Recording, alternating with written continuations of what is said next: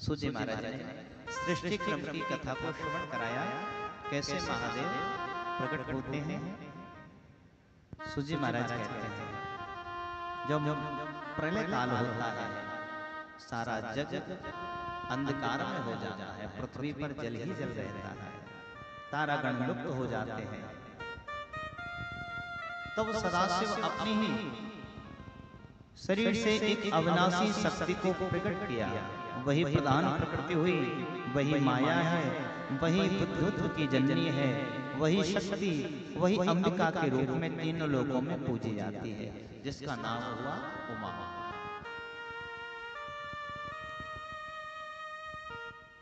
उमा ने शिवलोक नामक क्षेत्र का निर्माण किया और वही क्षेत्र कहा गया काशी, जहां महादेव विश्वेश्वर हैं। और काशी विश्वनाथ की जय हो। और इसी का नाम है आनंद वन। काशी का एक नाम है आनंद वन, जहां महादेव और उमा विचरण करते हैं। विचरण करते करते एक दिन मन में भाव आया कि हम कोई ऐसी शक्ति को प्रकट करें जिससे कि यह सृष्टि आगे बढ़े।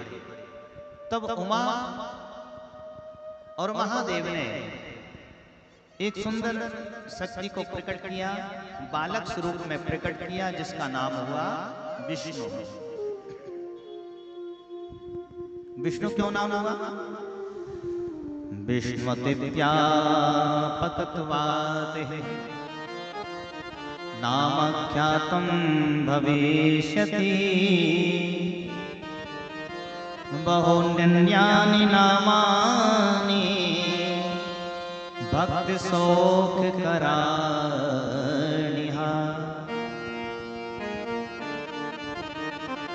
सर्वव्यापक होने के कारण इनका नाम हुआ विष्णु।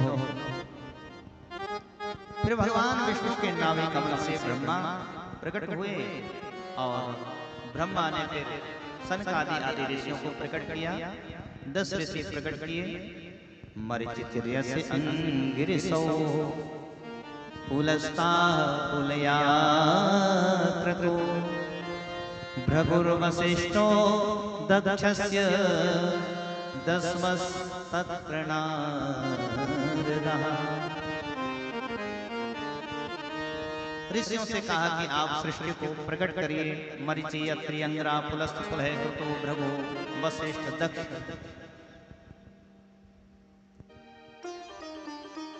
तब ब्रह्मा जी ने एक दिन चिंतित होकर बैठे थे। कहा, सृष्टि उत्पन्न कैसे हो? भोलेनाथ तो निरंतर समाधि में बैठे रहते हैं, कौन उन्हें जगाए? एक बार जगाने का प्रयत्न किया था तो कामदेव को जलाकर भस्म कर दिया था। अब कौन जगावे?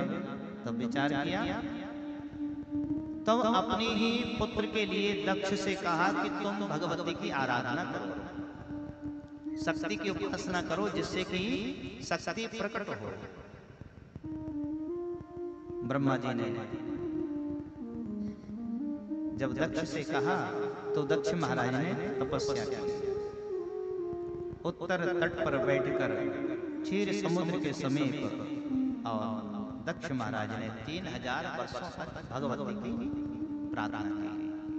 3000 वर्ष साधना की, घनघोर तपस्या की। कभी पत्र आहार खाए, कभी जल पिया, कभी निराहार रहकर केवल वायु का सेवन किया।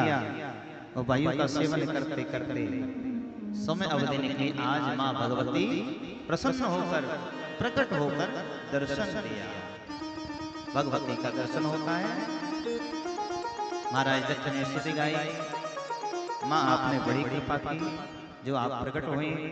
विद्युदाम शम प्रभाम प्रगणपति स्कंद स्थितां भीषणा कन्या विकरवाल कीट बिलसस्ता विरासेविता हस्तै चक्र गदा सिकेट विशिकांश चापं गुणं तर्जनी बिभ्राणामनिलात्मिकां शशिधरा दुर्गां त्रिनेत्रं भजे। हे आदि शक्ति जगत जननी जगदम्बा परम्परा, आपने बड़ी कृपा की, आप प्रसन्न हुई। अब आप मेरे मनोरथ को पूर्ण करिए, जिस काम भाव से मैंने आपकी आराधना की, आपका तप किया। तो भगवती ने कहा, आप मांगो, क्या वरदान मांगना चाहते हो?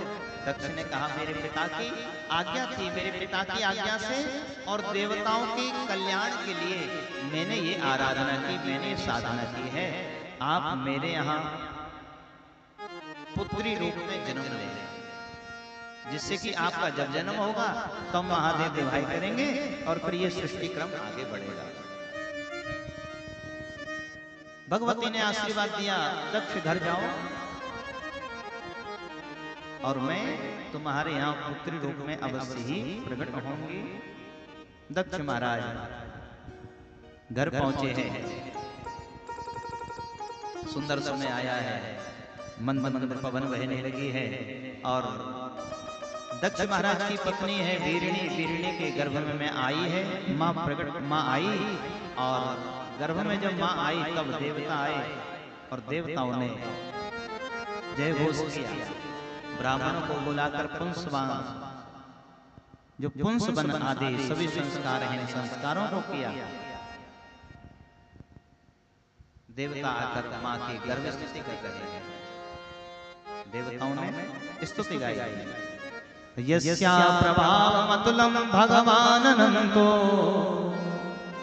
ब्रह्मा हरस नहीं वक्तु बलम बलम सचंडिका किल जगत परिपालनाय नासाय चा सुभयस्य मतिं करो।